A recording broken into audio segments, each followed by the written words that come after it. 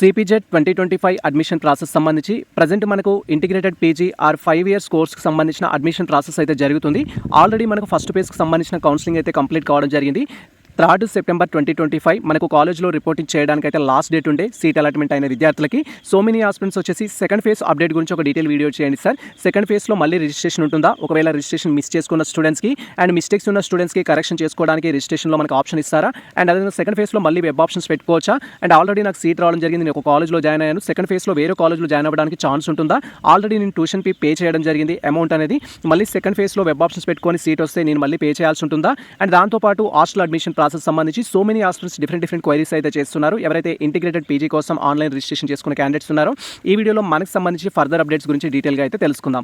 Welcome to the masters education. నేను మీ సత్య. Present వచ్చేసి మనం సిపిజెడ్ 2025 అడ్మిషన్ ప్రాసెస్ సంబంధించిన అఫీషియల్ వెబ్సైట్లో అయితే ఉన్నాం. అండ్ ఈ యొక్క అఫీషియల్ వెబ్సైట్ లింక్ మేము డిస్క్రిప్షన్లో అయితే ఇచ్చేసాము. వన్స్ మీరు లింక్ అనేది ఓపెన్ చేసినట్లయితే మన యొక్క సిస్టమ్ స్క్రీన్ కానీ మొబైల్ స్క్రీన్ కానీ ఈ విధంగా అయితే డిస్ప్లే అవుతుంది.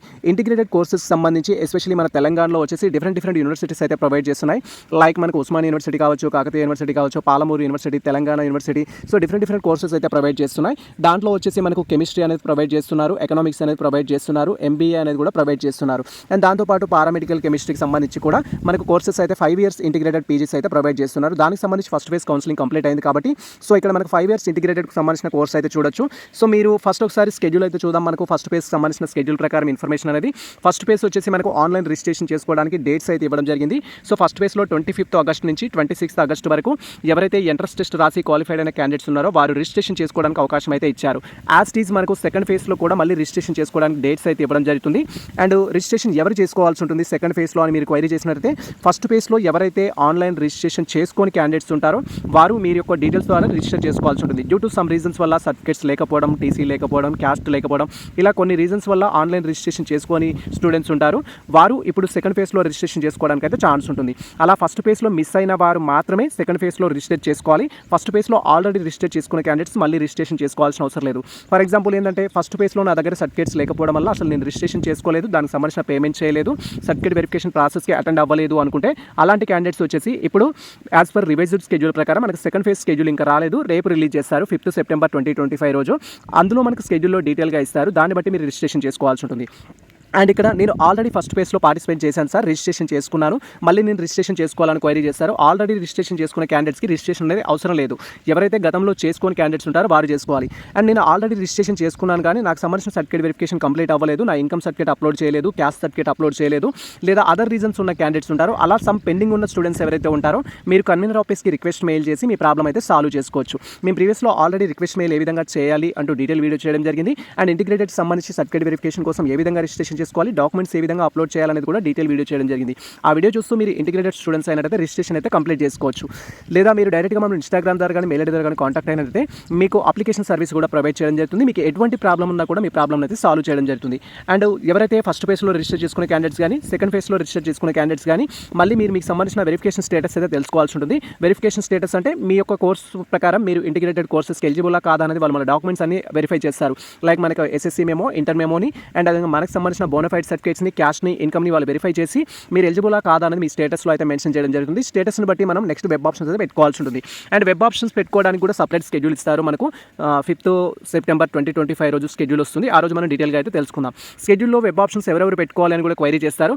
వెబ్ ఆప్షన్స్ ఎవరెవరు పెట్టుకోవాలంటే ఇక్కడ వెబ్ ఆప్షన్స్ పెట్టుకోవడానికి 4 టైప్స్ ఆఫ్ క్యాండిడేట్స్ అయితే ఉంటారు. క్లియర్గా వెరిఫై చేసుకోండి. ఇంటిగ్రేటెడ్ సంబంధించి ఫస్ట్ ఫేజ్లో ఆల్రెడీ పార్టిసిపేట్ చేసి సీట్ వచ్చి కాలేజ్లో జాయిన్ అయిన వారు ఉంటారు కదా, సో వారు వెబ్ ఆప్షన్స్ పెట్టుకోవచ్చు. సీట్ వచ్చిన వారు వెబ్ ఆప్షన్స్ ఎందుకు పెట్టుకుంటారు సార్ అని మీరు క్వైరీ చేసినట్టయితే ఆల్రెడీ తనకు ఒక కాలేజ్లో సీట్ వచ్చింది. ఫర్ ఎగ్జాంపుల్ పాలమూరు యూనివర్సిటీలో సీట్ వచ్చింది. ఇప్పుడు పాలమూరు యూనివర్సిటీ వద్దు, నాకు కాకతీయ యూనివర్సిటీ కానీ ఇంకా బెటర్ క్యాంపస్ కానీ కావాలి అనుకున్నట్టయితే తను ఇక్కడ నుంచి వేరే దానికి స్లైడ్ అవ్వాలి అనుకుంటాడు. కాబట్టి ఆ విధంగా మీకు ఫస్ట్ ఫేజ్లో సీట్ వచ్చి అండ్ అది కాలేజ్ నచ్చి కాలేజ్లో జాయిన్ అయిన ఆస్పిరెంట్స్ కూడా సెకండ్ ఫేజ్లో వెబ్ ఆప్షన్స్ పెట్టుకోవచ్చు.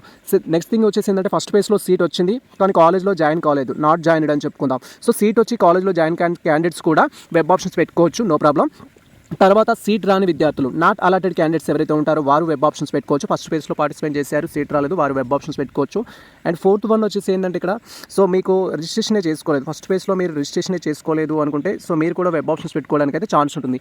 ఇలా టోటల్గా 4 టైప్ ఆఫ్ క్యాండిడేట్స్ ఎవరైతే ఉంటారో ఈ యొక్క సెకండ్ ఫేజ్లో వెబ్ ఆప్షన్స్ పెట్టుకోవడానికి అయితే ఛాన్స్ ఉంటుంది. మీరు ఏ కేటగిరీకి సంబంధించిన స్టూడెంట్స్ అనే దాన్ని బట్టి సెకండ్ ఫేజ్లో వెబ్ ఆప్షన్స్ పెట్టుకోండి. కానీ వెబ్ ఆప్షన్స్ పెట్టుకునే ప్రతి ఆస్పిరెంట్ చేయాల్సింది ఏంటంటే మనకు ఆల్రెడీ ఫస్ట్ ఫేజ్ రిజల్ట్ అయితే ఇవ్వడం జరిగింది, కాలేజ్ వైజ్ లిస్ట్ అయితే ఉంటుంది. దాంట్లో మీ ర్యాంకు మీ కేటగిరీ కంపేర్ చేసుకొని వాటికి ఫస్ట్ ప్రియారిటీ ఇచ్చినట్టయితే ఈజీగా సీట్ రావడానికి అయితే ఛాన్స్ ఉంటుంది.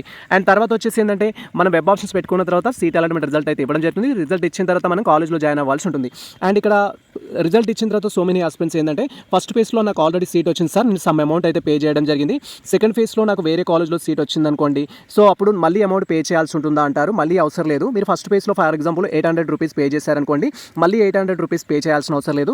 ఫస్ట్ ఫేజ్లో మీకు వచ్చిన కాలేజ్ యొక్క ఫీ అనేది 24,000 ఉంది. మీ దగ్గర ఇన్కమ్ సర్టిఫికేట్ లేకపోవడం వల్ల 24,000 పే చేశామనుకుంటే మళ్ళీ మీరు 24,000 పే చేయాల్సిన అవసరం అయితే లేదు. ఒకవేళ న్యూగా కొత్తగా అలాట్ అయిన కాలేజ్ ఫీ కనుక ఎక్కువగా ఉందనుకోండి, ఫర్ ఎగ్జాంపుల్ మీరు 24 ప్రీవియస్లో పే చేశారు, ఇప్పుడు 28 ఉందనుకోండి, ఎక్స్ట్రా 4,000 ఏదైతే ఉంటుందో అది మళ్ళీ మీరు సెకండ్ ఫేజ్లో పే చేయాల్సి ఉంటుంది. ఒకవేళ తగ్గింది అనుకోండి, నెక్స్ట్ అలాట్ అయిన కాలేజ్ సెకండ్ ఫేజ్లో వచ్చేసి 20,000 ఉంది అనుకుందాం, 20,000 ఉంటే మీకు 4,000 అయితే రీఫండ్ కావడం జరుగుతుంది. రీఫండ్ కోసం అయితే అప్లికేషన్ పెట్టుకోవాలి. ఎనీవే మీరు ఆల్రెడీ కాలేజ్లో జాయిన్ అయిన స్టూడెంట్స్ అయినా ట్యూషన్ ఫీ పే చేసి కాలేజ్లో జాయిన్ అవ్వకపోయినా కూడా మీకు సంబంధించిన అమౌంట్ ఏదైతే ఉంటుందో డైరెక్ట్గా మీరు ఎంతైతే పే చేశారో ఆ అమౌంట్ అనేది సెకండ్ ఫేజ్లో వచ్చిన కాలేజ్కి అయితే ట్రాన్స్ఫర్ చేయడం జరుగుతుంది. డైరెక్ట్గా ఆన్లైన్ ట్రాన్స్ఫర్ అయితే ఉంటుంది, అంటే వెబ్సైట్ ద్వారానే ట్రాన్స్ఫర్ ఉంటుంది అది. సో మీకు సంబంధించి సీట్ కన్ఫర్మ్ చేసుకోవడానికి రిమైనింగ్ అమౌంట్ పే చేయడం కానీ రిమైనింగ్ అమౌంట్ రీఫండ్ చేసుకోవడం కానీ అయితే ఉంటుంది. 800 అనేది రీఫండ్ అమౌంట్ కాదు, అది సో గ్రీన్ ఫండ్ అనమాట. అది మనం సర్వీస్ కోసం అయితే ప్రొవైడ్ చేస్తున్నాము. దాన్ని మీకు ఫస్ట్ ఫేజ్లో వచ్చినా సెకండ్ ఫేజ్లో వచ్చినా ఫస్ట్ ఫేజ్లో ఆల్రెడీ పే చేసి ఉంటే సెకండ్ ఫేజ్కి ట్రాన్స్ఫర్ చేస్తారు, బట్ క్యాండిడేట్కి అయితే రీఫండ్ ఇవ్వరు. అది కాకుండా ఎక్స్ట్రా అమౌంట్ ఏదైనా పే చేస్తే అది రీఫండ్ అయితే ఇవ్వడం జరుగుతుంది. కాలేజ్లో ఆల్రెడీ నేను రిపోర్ట్ చేశాను సార్, నా సర్టిఫికేట్స్ అని వేరే కాలేజ్లో ఉన్నాయి, ఇప్పుడు సెకండ్ ఫేజ్లో వేరే కాలేజ్లో సీట్ వస్తే నాకు రిటర్న్ ఇస్తారని కూడా క్వైరీ చేస్తారు. ఖచ్చితంగా రిటర్న్ ఇచ్చేస్తారు, దాంట్లో ఎటువంటి ప్రాబ్లం అయితే ఉండదు. ఇది మనకు సంబంధించి కొంత ఇన్ఫర్మేషన్ అయితే ఫస్ట్ ఫేజ్కి సంబంధించి. అండ్ ఫస్ట్ ఫేజ్కి సంబంధించి సీట్ రాని విద్యార్థులు కానీ సీట్ వచ్చి వేరే కాలేజ్కి స్లైడ్ అవ్వాలనుకున్న విద్యార్థులు కానీ మీరు ఒకసారి అయితే ఇక్కడ మనకు కాలేజ్ వైజ్ అలాటెడ్ లిస్ట్ అయితే ఉంది, దీన్ని కంపేర్ చేసుకొని మీరు కట్ ఆఫ్ బేస్డ్ అయితే మీరు కాలేజెస్ అయితే సెలెక్ట్ చేసుకోండి. ఫర్ ఎగ్జాంపుల్ నేను వచ్చేసి ఇక్కడ ఇంటిగ్రేటెడ్ ఎకనామిక్స్ అనుకుంటున్నాను లేదా ఇంటిగ్రేటెడ్ ఎంబీఏ అనుకుంటున్నాను. సో ఎంబీఏ నా ర్యాంకుకి సీట్ వస్తుందా రాదా అనేది నేను తెలుసుకోవాలనుకుంటే జస్ట్ ఇక్కడ మీరు ఎంబీఏ అనేది సెలెక్ట్ చేసుకోవాలి. తర్వాత యూనివర్సిటీకి సంబంధించి సెలెక్ట్ చేసుకొని సెర్చ్ ఆప్షన్ పైన క్లిక్ చేయాలి. ఇలా క్లిక్ చేసి మనం సెర్చ్ చేయగానే సో మీకు కట్ ఆఫ్ అయితే తెలుస్తుంది. మీరు ఫర్ ఎగ్జాంపుల్ నా కేటగిరీ అనుకుందాం, నాది బీసీడీ అనుకుందాం. సో బీసీడీ వచ్చేసి సో బీసీడీ మెయిల్, నా యొక్క ర్యాంక్ వచ్చేసి 200 అనుకుందాం. 200 ర్యాంక్కి సీట్ వస్తుందా రాలేదని నా డౌట్ అనుకుంటే మనం దీంట్లో కంపేర్ చేసుకోవాలి. సో బీసీడీ 200 ర్యాంకు సీట్ వచ్చిందా రాలేదని కంపేర్ చేసుకోవాలి. సో బీసీడీ 200కి అయితే సో బీసీడీ 200 కాదు, కట్ ఆఫ్ వచ్చేసి టోటల్గా 167కే కట్ ఆఫ్ అయిపోయింది, 158కే కట్ ఆఫ్ కావడం జరిగింది. కొన్ని కేటగిరీస్కి మీరు ఇక్కడ క్లియర్గా వెరిఫై చేసుకోవచ్చు. బీసీడీలో ఎంత వచ్చిందంటే 89 ర్యాంక్ వచ్చిన వారికి సీట్ రావడం జరిగింది. సో 89 వరకు అయితే ఛాన్స్ ఉంది, 89 ఎబో ఉన్నట్టయితే ఛాన్స్ లేదు. కానీ మనం వెబ్ ఆప్షన్స్ పెట్టుకోవాల్సిందే, ఛాన్స్ ఉన్నా లేకపోయినా. బట్ మీకు నియర్ బై ర్యాంక్ ఏదైతే ఉంటుందో అది పెట్టుకోవాల్సి ఉంటుంది. సో మహాత్మా గాంధీ యూనివర్సిటీలో అయితే సో ఛాన్స్ లేదు ఆ 200 ర్యాంక్కి, మరి అదర్ కాలేజ్లో ఉందా అని చూడాలి. సో అదర్ కాలేజెస్లో కూడా లేదు. మీరు కంపేర్ చేసుకోవాలి. సింపుల్గా మీ ర్యాంక్ అనేది 29th ర్యాంక్ అనుకుందాం, మీరు బీసీడీ అనుకుందాం, తర్వాత మేల్ అనుకుందాం. సో బీసీడీ మేల్కి మీకు ఏ కాలేజ్లో సీట్ రావడానికి ఛాన్స్ ఉంటుంది అనేది టోటల్ కట్ ఆఫ్ తోటి కంపేర్ చేసుకోవాలి. మీ ర్యాంక్ని మీ కేటగిరీ తోటి మీ జెండర్తో మాత్రమే కంపేర్ చేసుకోవాలి. అలా ఈజీగా మనకి సీట్ రావడానికి అయితే ఛాన్స్ ఉంటుంది. అయినా మనకి ఇంటిగ్రేటెడ్ కోర్సెస్కి చాలా తక్కువ సీట్స్ ఉన్నాయి కాబట్టి సో మీరు డైరెక్ట్గా ఎన్ని కాలేజెస్ అయితే ఉంటాయో అన్ని కాలేజెస్కి వెబ్ ఆప్షన్ అయితే పెట్టండి. బట్ మీరు ఖచ్చితంగా ఏదైతే కాలేజ్లో చేయాలనుకుంటారో దానికి ఫస్ట్ ప్రియారిటీ అయితే ఇవ్వాల్సి ఉంటుంది. ఇది మనకు కట్ ఆఫ్ వల్ల యూజ్ అయితే. సెకండ్ ఫేజ్ వచ్చేసి మనకు రేపటి నుంచి స్టార్ట్ అవుతుంది. స్టార్ట్ అయిన తర్వాత డీటెయిల్ వీడియో అయితే చేసుకుందాము.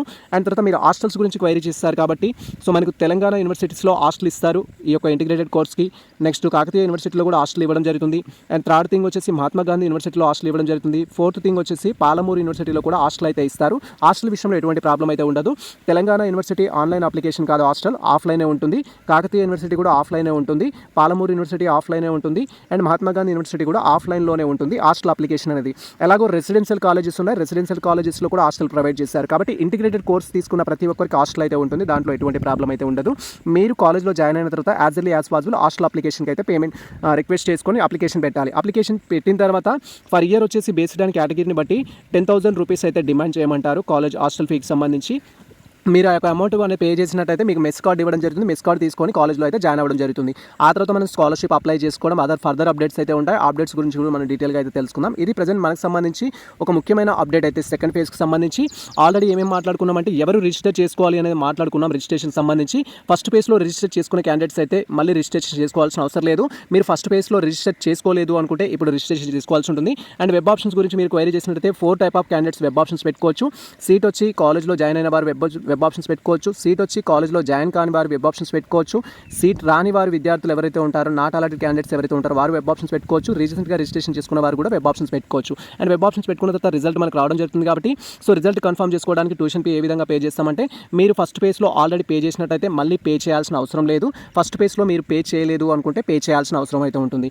ఒకవేళ ఇన్కమ్ సర్టిఫికేట్ లేని క్యాండిడేట్స్ ఎవరైతే ఉంటారో 28,000 ఫస్ట్ పేజ్లో నేను పే చేశాను అనుకుంటే సెకండ్ ఫేజ్లో 24,000 ఉన్న కాలేజ్లో సీట్ వచ్చింది అనుకోండి 4,000 అనేది మనకి రిటర్న్ రావడం జరుగుతుంది. లేదా ఫస్ట్ ఫేజ్లోనే మీరు 24 అయితే పే చేశారు, ఇప్పుడు సెకండ్ ఫేజ్లో వచ్చేసి మీకు 28,000 ఉంది అనుకుంటే ఎక్స్ట్రా అమౌంట్ ఏదైతే ఉంటుందో అది మనం పే చేయాల్సి ఉంటుంది. అండ్ కాలేజ్లో ఆల్రెడీ సర్టిఫికేట్స్ సబ్మిట్ చేశాము అంటే వాళ్ళు మనకు రిటర్న్ అయితే ఇవ్వడం జరుగుతుంది. ఆ రిటర్న్ ఇచ్చిన సర్టిఫికేట్స్ తీసుకెళ్ళి మళ్ళీ మనం కొత్తగా అలాట్ అయిన కాలేజ్లో అయితే రిపోర్ట్ చేయాలి.